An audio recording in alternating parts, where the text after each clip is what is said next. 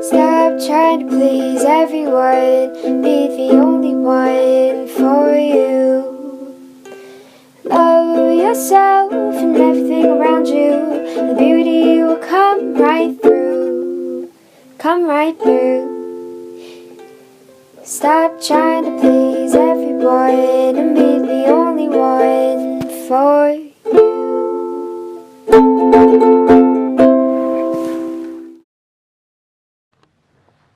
Hi guys, sorry if my voice is super coarse and annoying to listen to, but I just tried to film this video for about 30 minutes now, and I haven't gotten it right, so hopefully this time is right.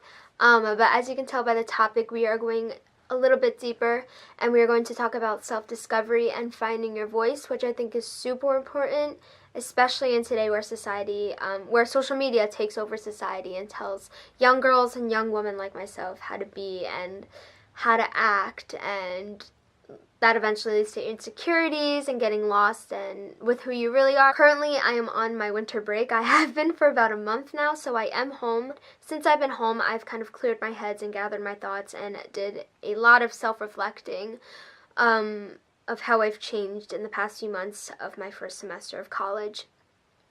So I thought I'd share that journey with you guys because it has been a rough one, and I've had experienced feelings that I have never felt before. So yeah, I just thought I'd share this story for anyone who is going through the same situation and is just kind of lost in finding who they really are and what inspires them and what they want to be. So yeah, without further ado, let's get chatting. If my camera goes in and out of focus, I am so sorry. My camera is going out of whack today. Homie, come on. Before I start this video and before I go way into the explaining, I wanted to let you know that I did write a little piece on this very topic for an Instagram account called the Femme Collective. It's a newly founded Instagram account run by these girls in Brooklyn, and I am obsessed with it. I love it. So I did write a little piece on self-discovery for the Instagram account. So if you want to check that out before this video or after it, I'll leave the link in the bio. Definitely check that out if you want to. In high school, I was very different from the kids at school. Like, very different. I would dress differently, and I would have different morals and values and things I would do. I just was very different from the people at school because I come from a very, not a very, but a small town. I come from a small town where self-expression is really not valued, or creativity is really not valued at all. I come from a small town, so I was really looking forward to graduating and going to school in New York City, because I knew I was different, and I knew going to New York City and going to a school where there was a very big creative environment and a very individual, self-expressive atmosphere. I felt like that was very good for me because I was finally able to become who I was. But looking back at myself in the first few months of my first semester, I was someone who I didn't want to be at all, and I felt like I had such a hard time kind of finding my voice and discovering who I really was.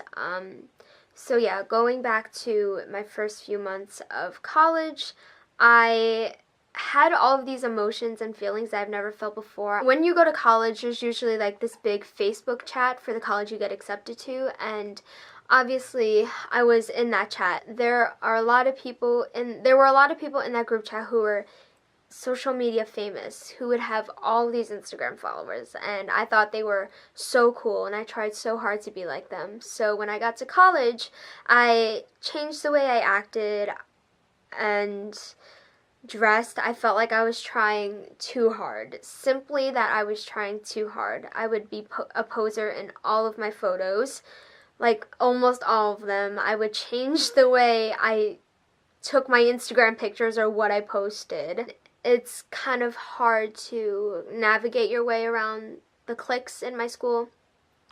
So that led to a lot of insecurities because, like I said, a lot of people were Insta famous, and I hate that phrase, but they had a lot of followers on social media, and they were seen as cool to other people. So I wanted to be exactly like them. So I would compare myself to them quite often, and because of that, I did become very insecure, which is ironic because going into college, I thought I was going to be myself, and I thought that I was going to be so self-expressive, but it turns out to be the opposite.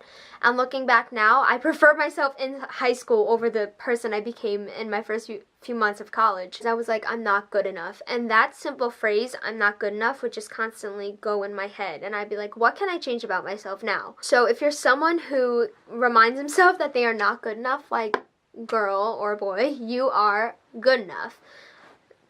People don't want to see multiple copies of one person. So if you're trying to compare yourself to other people or try to be someone that you're not, you're fine just the way you are. Because looking back now, I hated the girl I became in my first few months of college.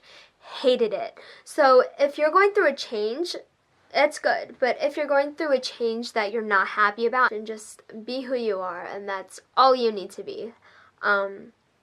So yeah, like I said, I was just trying so hard, and I was very insecure, so that was not a good headspace to be in. So to change that, I did cut my hair. Because of that, I did become a little bit more confident, more comfortable in my skin, because I was like, okay, I feel like me.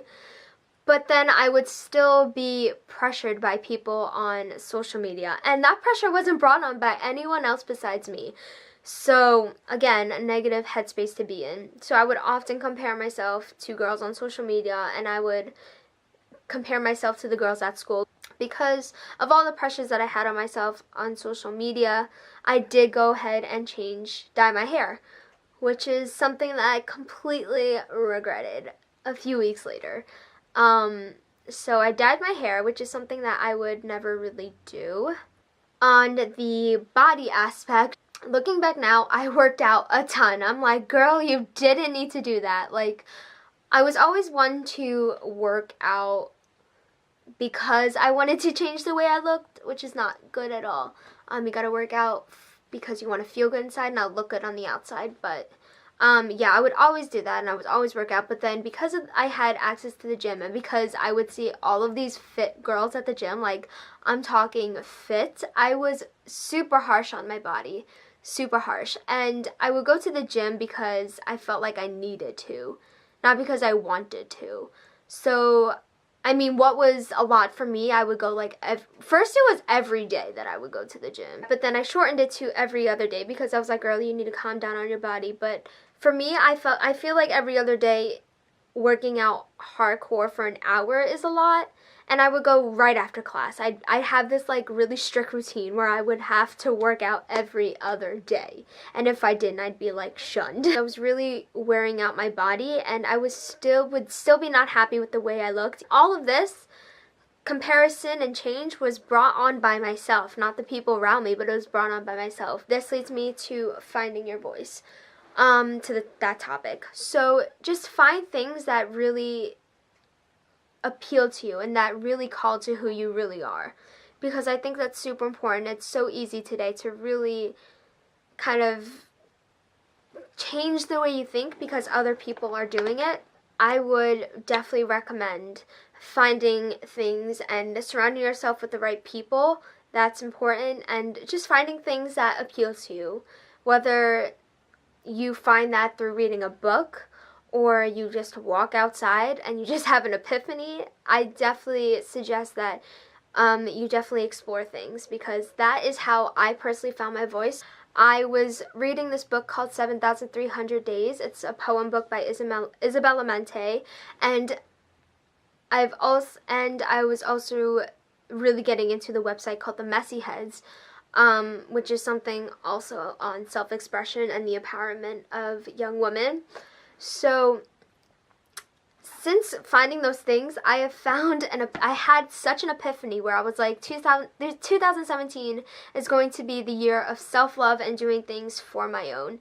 And I just had this weird change of, it wasn't weird, it was a very positive thing, but I had this change of mindset, and it was so refreshing to think of that, and like honestly so refreshing to have that epiphany, because that's what I really needed, and my older self needed to kind of go away, step back for forever, and the new Michelle needed to step in and take over. I have a clear headspace now, and I kind of have an idea of who I am and who I want to be, so I'm just all about self-love at the moment. Like I said again, if you guys are in a similar headspace, I hope this video really helped. Like I said, I'll leave all the things that helped me in my self-discovery. I'll leave all those down below, of course, so you guys can check that out. So yeah, I honestly hope that all made sense because it was very just my thoughts spilling out into the air. So yeah, don't forget to like this video and subscribe. Thank you for over 500 subscribers. Like, what? We are going places, people. We are going places. So yeah, with that being said, I'll see you guys in my next video. Bye!